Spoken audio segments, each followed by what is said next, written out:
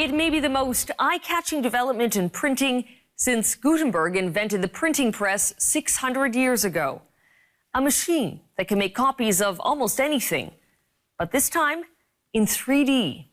It seems like science fiction, but 3D printing is already in use, building hearing aids, jewelry, even parts for NASA. Now the technology is becoming available to anyone, meaning you can turn your garage into a small factory. So what would you build if you could create anything? Have a look.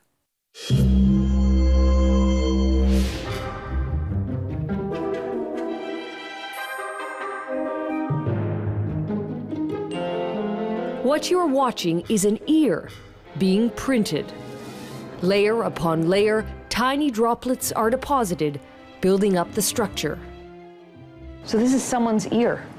This would be printed to be someone's ear. Oh my goodness.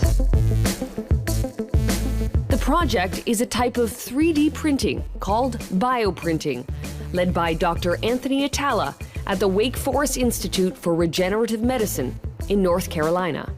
Same technology you have at your very own home, but instead of printing sheets of paper with ink, you're actually printing tissues with cells. The premise is simple. Send a scanned image of a body part to the printer, and the machine starts building. Ears, noses, fingers. Dr. Atala's goal is to transplant the parts directly into patients. So we're actually testing a lot of these structures right now experimentally. The way it works is the cells are able to anchor onto the scaffold. They start making new tissue, and as that starts to happen, this scaffold goes away. An ear takes between 4 to 6 hours to make, printed with what's called bio-ink, a mixture of biodegradable gel and actual human cells. One of the big advantages of these technologies is that you are using the patient's own cells. And by doing so, really, you avoid the major problem of rejection. Dr. Atala has specialized in regenerative medicine since 1990. But it wasn't until this TED Talk 2 years ago that the promise of building body parts caught fire. 90% of the patients on the transplant list are actually waiting for a kidney. You can actually see the printer back here, and that's been printing this kidney structure that you see here. Here it is. You can actually see that kidney as it was printed earlier today. While implanting kidneys like this is still at least a decade away, it holds the potential to revolutionize organ transplants. Well, up until just recently, the way that we made these tissues was to actually create them by hand, one by one. When you start thinking about getting these technologies to many patients and creating thousands of these organs at the same time, you need to automate the process, and that's where bioprinting comes in. Meaning you can make thousands of kidneys. You could make thousands of organs. You know, you just pick the organ you want to make, but then you allow the printer to do them over and over again. And is this a finger? This is actually a finger. Right now, Dr. Atala's bioprinting is in the preclinical phase. Simpler organs will be the first to reach patients, starting with skin. If this were in fact a wound, it would be dropping real skin cells over the wounded area. The skin printing project is being funded by the U.S. military with the hope of treating injured soldiers in as little as 5 years. But while Dr. Atala's work is cutting edge, 3D printing isn't new. The technology has been around since the mid-'80s, mainly used for prototyping in industrial settings. Professor Hod Lipson from Cornell University says that's changing. It has reached a level of technological maturity that it is used beyond prototyping to actually make functional parts that are used in reality, and the aerospace industry is a good example. Some commercial planes are now outfitted with air ducts that are 3D printed, made smoother, lighter, and cheaper than the traditional method. Hollywood is using 3D printing to make costumes, like parts of the suit in Iron Man 2. And a professor in California plans to 3D print a house. In every case, a digital blueprint is either sketched or scanned and then sent to a 3D printer. The printing itself can be done by extruding a liquid, usually plastic, drop by drop, or by using a laser to fuse resins and metals. What we have here is a sample of a titanium nose implant. Hod, who calls himself a 3D printing addict, has just co-authored a book on the subject that will be released next week. And the one thing he's betting will spur demand for the technology may surprise you. I think it will be food. I think food printing is to 3D printing what gaming was for computers. Already, students at his lab have printed chocolate, peanut butter, even cakes. Beyond food, there are few disciplines Hod thinks 3D printing won't touch. Printing an iPod, he says, isn't that far off. If you think about the evolution of humans, we like to distinguish ourselves from other animals by the ability to make tools. And 3D printers are perhaps the ultimate tool.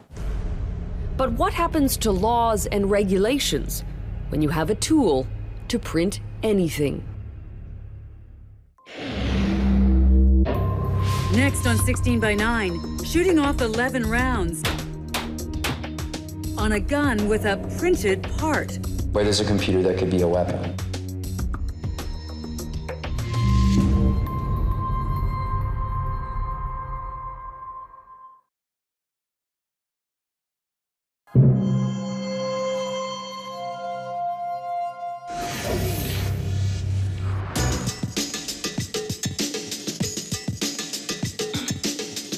From guitars to race cars, even a model of your unborn child, people who embrace 3D printing are finding new uses for the emerging technology.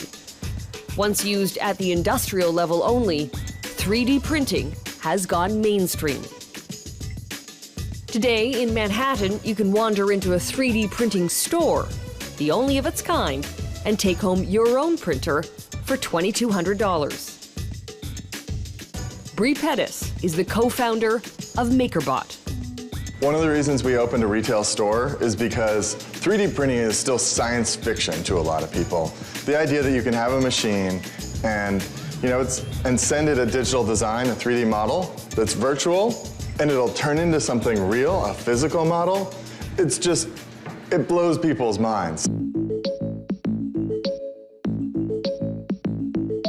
From tools and toys to models and jewelry, MakerBot's printer allows anyone to design and create. We've put the design in here with the SD card. We pressed the big red M to get it jump to life. It heated up, and now it's drawing in plastic. To some, the printing is still rudimentary and nothing more than a novelty item. Bree sees it as a natural evolution.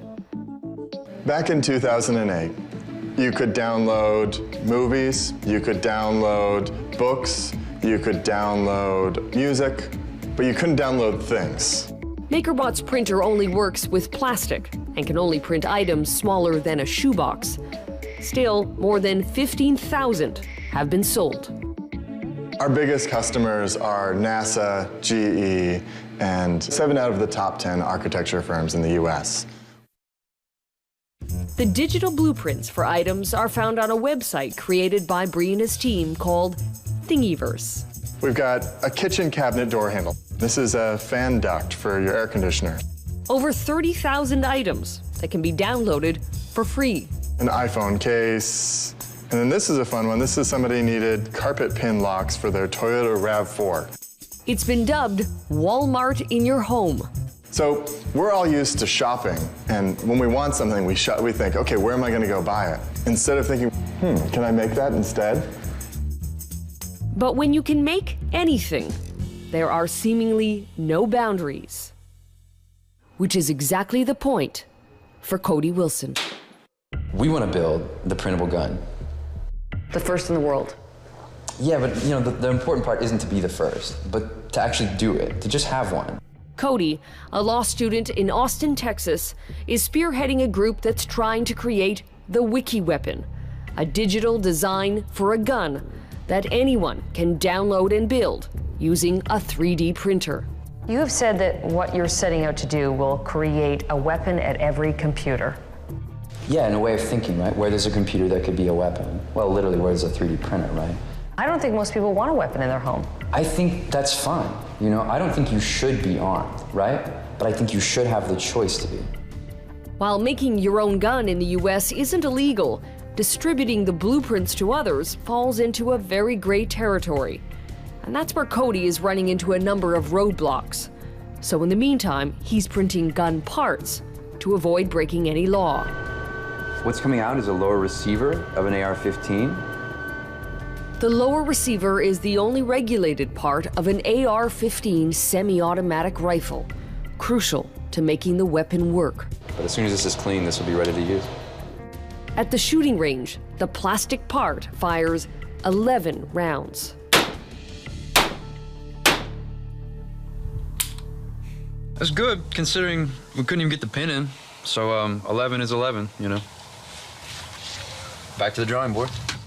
People will know the name AR-15 today because it was infamously used in the Newtown, Connecticut mass shootings. That's true. And you're providing people a digital blueprint to replicate the regulated part of that gun. That's right, yeah. That will upset a whole lot of people. Sure, but many people are already aware of what this gun is. This gun has a proud, strong reputation coming out of Vietnam, you know, the civilian version of... Used for military purposes. That's right. It's a people killer. That's right. That's what a gun is, you know, at its essence. I mean, let's not talk about, you know, turkey shooting and hog hunting and stuff. I mean, what is a gun? A gun is a combat weapon, you know? And you want to give people a file to build one. That's right, yeah. Although Cody says he's not willing to go to jail over this, if American laws prevent him from moving forward, he may look for another country whose laws allow it. We've met people who are using this technology to print heart valves, ears, nose, skin. Sure. I'm sure there are people out there who could say, why do you have to print this gun when there are so many positive uses for this technology? For us, it's not we're not makers thinking, what's the best thing we can make? It's a political project. How do you achieve universal access to the firearm?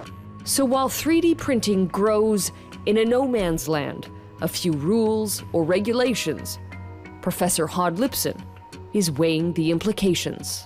It's also important to anticipate the consequences of this technology for better and for worse. My goal, in many ways, is to say, look, you know, there isn't anything you're going to be able to do about this. Welcome to your printable future.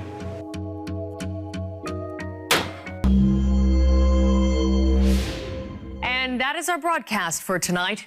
I'm Carolyn Jarvis. From all of us here at 16 by 9, thanks for watching and have a great weekend.